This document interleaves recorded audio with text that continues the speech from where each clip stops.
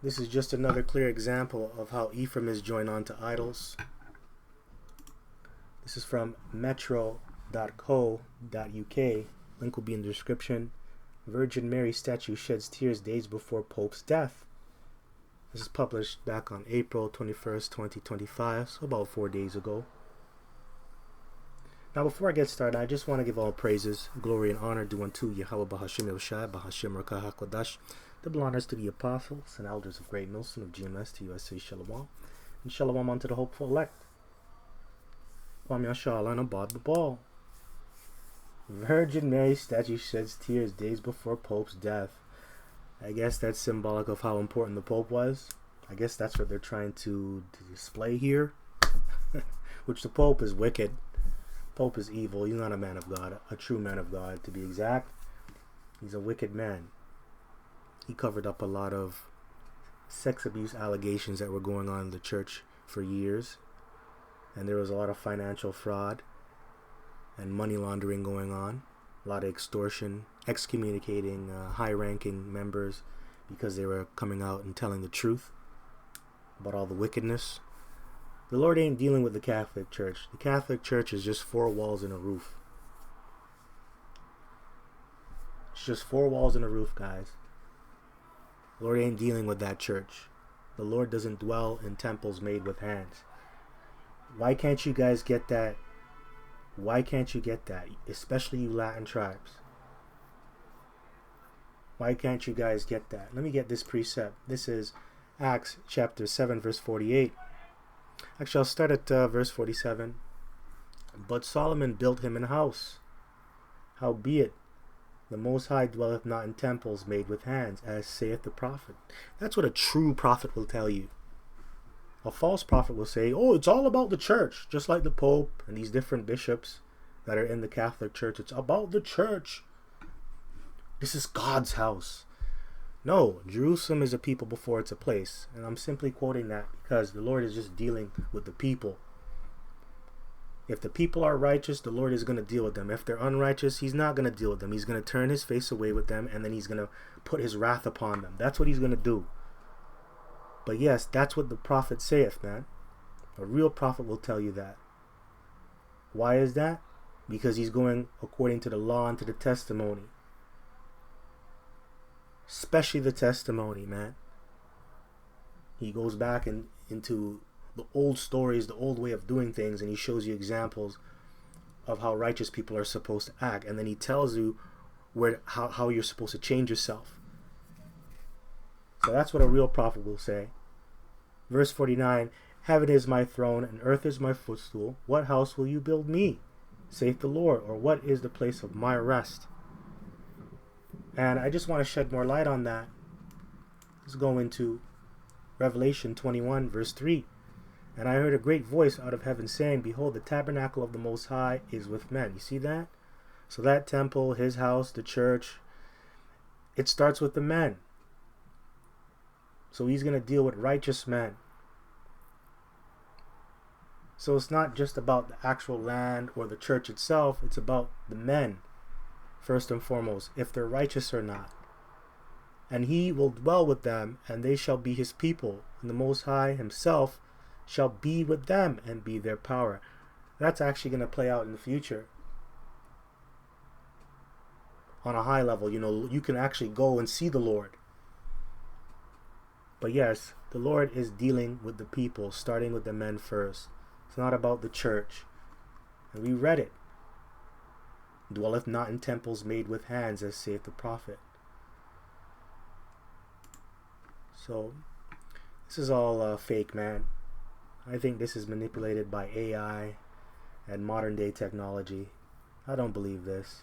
First of all, when you go into Deuteronomy the 4th chapter, it tells you that idols are not alive. They can't see or hear.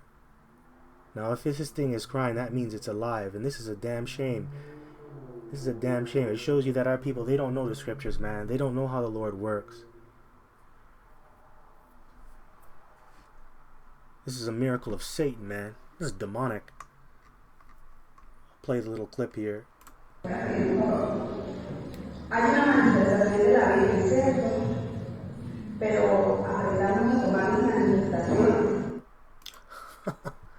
Or maybe it's condensation.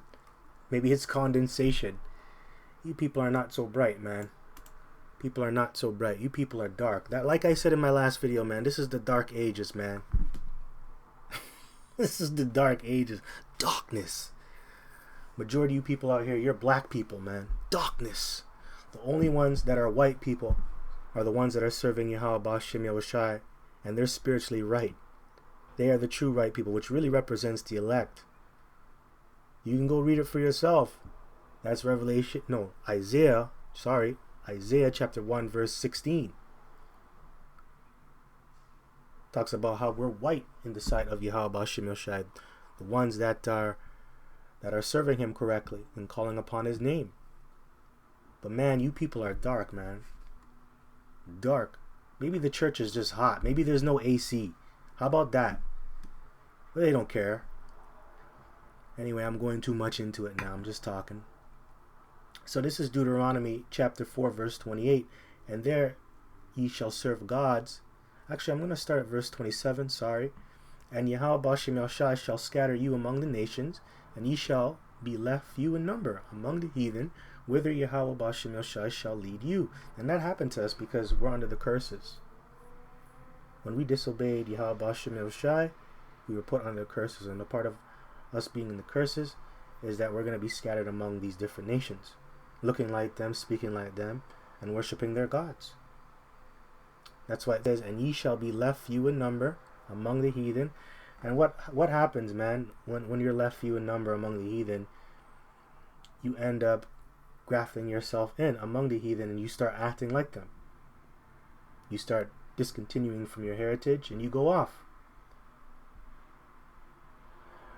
Whither Yahweh shall lead you, and there ye shall serve gods, the work of men's hands. And this is the work of men's hand. What you see here was made by a man's hand. This was not made by the Most High. This was made by a man. Wood and stone, which neither see, nor hear, nor eat, nor smell. That wood and stone, especially the wood, goes into Christianity. You worship the cross. The stone going into Islam. That's what I can think of right now. I'm thinking about Islam. The Wailing Wall.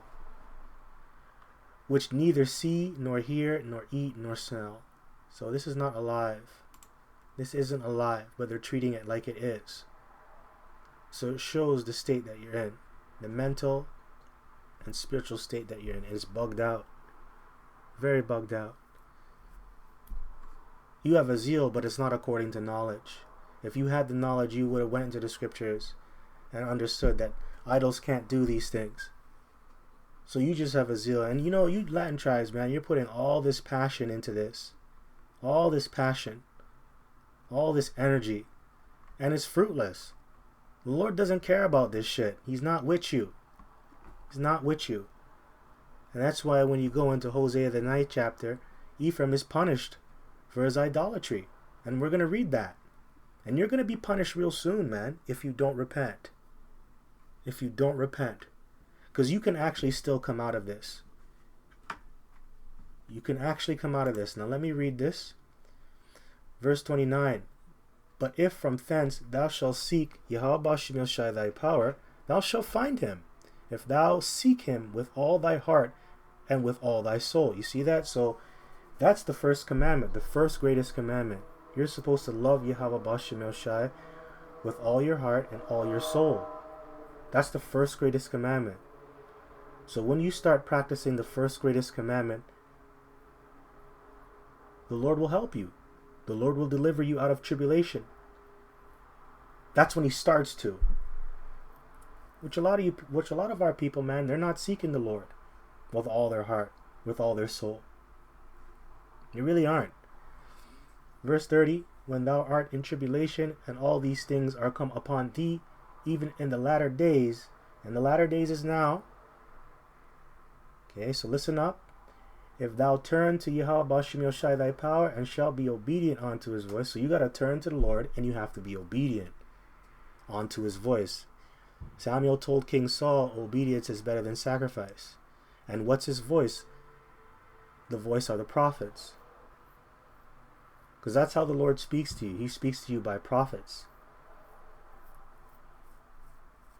and seers. So the prophets are where? The prophets are on the highways and byways. They're on the highways and byways. I think let me see this.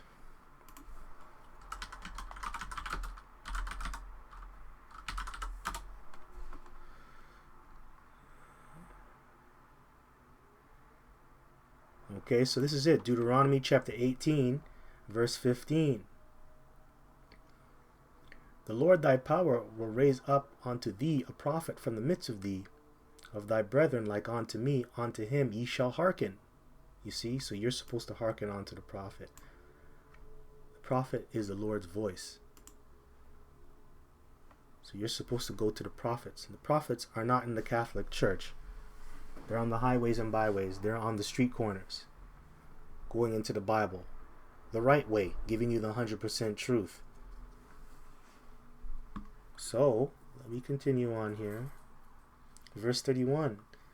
For the Lord Yahweh Bashim Yashai, thy power is a merciful power. He will not forsake thee, neither destroy thee, nor forget the covenant of thy fathers, which he swore unto them. And that's true. And that's why a lot of our people are waking back up in these last days. Because the Lord, he remembered the covenant that was made between who? Abraham, Isaac, and Jacob. And he made a promise to us. We're going to get an everlasting kingdom. And we're going to be perfect. Now let's go into that. That's in Baruch. This is Baruch chapter 2, verse 29. If ye will not hear my voice, surely this very great multitude shall be turned into a small number among the nations, where I will scatter them. For I knew that they would not hear me, because it is a stiff-necked people. Yeah, very stiff-necked. Very stubborn, very obstinate, very proud. Israel is a very proud nation. Very proud, very stiff-necked, and very stupid too. But in the land of their captivities, they shall remember themselves. And we've been in many captivities, especially over here in the Americas. We're under these devils, these Edomites and these other nations. Served hardcore slavery over here. They shall remember themselves. And yes, you're going to remember yourselves. Because the scriptures was written aforetime for our learning. The Lord is going to bring this back into remembrance. We're going to go into the scriptures. We're going to get the prophets. They're going to come out, teach, and then we're going to remember. And we're going to come out of that slumber. Verse 31, and shall know that I am the Lord their power, for I will give them an heart and an ears to hear. That's right, and ears to hear. So they're going to listen, and their mind is going to be open. And the Lord's going to put a thawa on them. It's going to be in your mind, man, that thawa, that mark of exemption. And he's going to open up your pineal gland, and you're going to receive this truth, and you're going to be comforted. That's what's happening right now. Verse 32, and they shall praise me in the land of their captivity and think upon my name. That's true, and that's happening. Pursuant to Judges 5 and 11. They're rehearsing the righteous acts. So when you come into this truth, you're rehearsing the righteous acts to the best of your ability by partaking in the Shabbat, the high holy days, and being an Israelite, calling upon the name of Yahweh Bashim Yoshai. And that's why it says here, and think upon my name. And that's very important. Because this truth encompasses the name of the Lord. That's who you got to call upon. If you're calling upon any other name other than Yahweh Bashim Yoshai, the Lord ain't with you. The Lord ain't with you. And these people, especially the Latin tribes, the tribe of Asher, Northern Kingdom, you're calling upon Caesar Borgia, you're calling upon these different idols, Mary and these different saints to help you. They ain't going to help you. You have to call upon the name.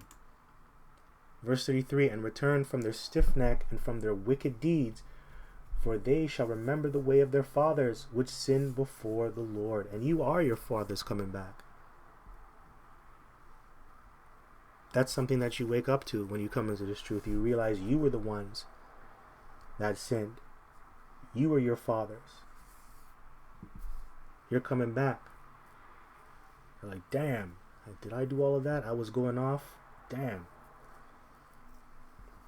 Verse 34, and I will bring them again into the land which I promised with an oath unto their fathers, Abraham, Isaac, and Jacob, and they shall be lords of it. And I will increase them, and they shall not be diminished. Right now, that's not happening to you, but it's going to happen to you in the future. We're not being increased, we're being decreased. And we're being diminished. That's what's happening. Everything we put our hands to turns to shit. Because we're not blessed right now. We're cursed. Blessed is the opposite of curse. And a lot of you think you're blessed. You're not blessed. You're actually cursed right now. You're cursed. Verse 35, and I will make an everlasting covenant with them to be their power, and they shall be my people. And I will no more drive my people of Israel out of the land that I have given them. So you're never going to go into slavery ever again. Ever again, man. Let's go into Hosea chapter 9. Ephraim, you're going to be punished, man. You're going to be punished. Now, let me see. Where can I start off? Yeah, the whole chapter is good. I'll just start from verse 1. Hosea chapter 9, verse 1. Rejoice not, O Israel, for joy as other people. For thou hast gone a whoring from thy power. Thou hast loved the reward upon every corn floor. The floor and the winepress shall not feed them, and the new wine shall fail in her. They shall not dwell in the Lord's land, but Ephraim shall return to Egypt, and they shall eat unclean things in Assyria. You're going to return to Egypt. Egypt being America. In code, right? Egypt being America. That's Revelation 11 and 8. This is spiritually called Sodom and Egypt. So you've returned onto Egypt, and now you're eating unclean things in Assyria.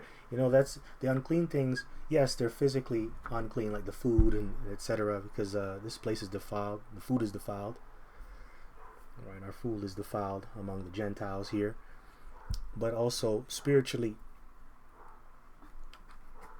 because you got a lot of Ephraimites in the northern kingdom. They're worshiping these different gods, man. While you Latin tribes, you like eating pork, eating shellfish. You're just wicked, man. You eat all this abominable food. Let me continue on. This is verse 4. They shall not offer wine offerings to the Lord, neither shall they be pleasing unto him. Their sacrifices shall be unto them as the bread of mourners. All that eat thereof shall be polluted for their bread, for their soul shall not come into the house of Yahweh. What will you do, or ye do, in the solemn day, and in the day of the feast of Yahweh? And okay, let's jump down to verse 7.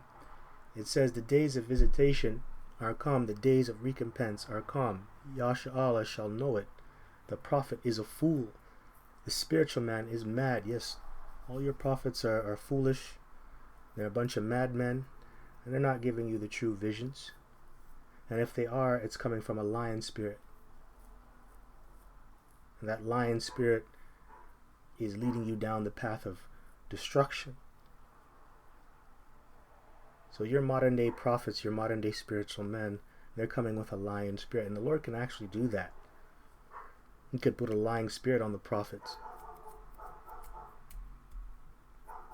So it says, for the multitude of thine iniquity and the great hatred, the watchman of Ephraim was with my power, but the prophet is a snare of a fowler in all his ways, and hatred in the house of the Most High.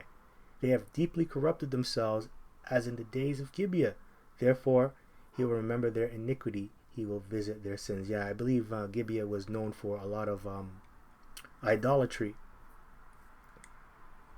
Idolatry and them just being wicked. But yeah, you guys are getting cut off. You Ephraimites are getting judged. And rightfully so. And this is what happens when you partake in idolatry. Not nice. So, I just brought this out just to show the state of Ephraim, aka the Northern Kingdom. They're still involved in their idolatry, and they haven't come out yet. Some of them will come out. Some of them will be delivered. But that's Ephraim, man. Ephraim is the saint joined on to idols. So with that, I just want to give all praises, glory, and honor due unto Yahweh, Bahashem, Yahweh Shai, Bahashem, Rakah HaKodash. Double honors to the apostles and elders of Great Millstone of GMS that do rule on, that do teach on, that have taught me this truth. To you I say Shalom, and Shalom unto the hopeful elect. Shalom.